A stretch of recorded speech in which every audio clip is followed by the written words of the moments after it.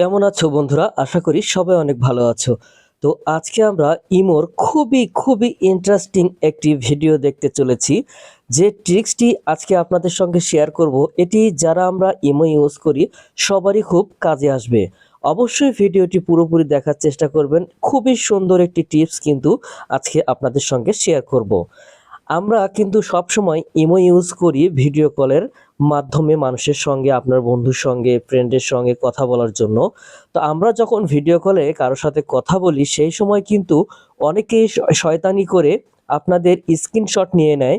এই ভিডিও কলের স্ক্রিনশটটা নিয়ে কিন্তু অনেক সময় অনেক ধরনের ফাজলামি করে বা ভিডিও করে, বা আপনার গুরুত্বপূর্ণ ভিডিও কলের স্ক্রিনশট নিয়ে কিন্তু ফেসবুকে পোস্ট করে আপনার কাছ থেকে অর্থ চেয়ে থাকে। তো এটি কিভাবে বন্ধ করবেন? আপনি ভিডিও কল করছেন কিন্তু সেই সময় কেউ আপনার স্ক্রিনশট নিতে পারবে না। এটি করার জন্য আপনাকে ফার্স্ট যা করতে হবে, আপনাকে আপনার ইমো ওপেন করে ছবির উপরে ট্যাপ করতে হবে। তারপর ঠিক এইরকম একটি ইন্টারফেস পেয়ে যাবেন। এখানে খেয়াল করুন, সেটিং নামে একটি অপশন রয়েছে, এইখানে আপনি ট্যাপ করবেন।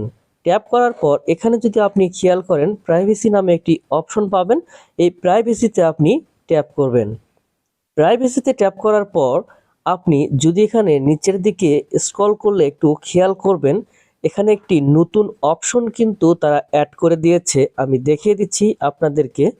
এখানে দেখুন, খেয়াল করলে ব্লক স্ক্রিনশট ফর কল, এইটা আপনাকে জাস্ট ওয়ান করতে হবে। আমার এখানে দেখুন ওয়ান রয়েছে।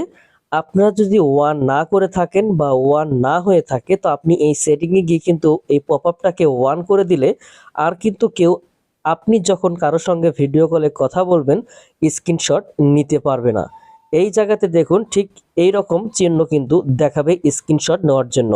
এতে কিন্তু আপনি খুব সুবিধা পাবেন এবং আপনার ভিডিও কলগুলো সিকিউর হবে। যদি এই টিপসটি আপনার এতটুকু ভালো লেগে থাকে, অবশ্যই আমাদের এই চ্যানেলটি সাবস্ক্রাইব করবেন। ভালো থাকবেন। ধন্যবাদ।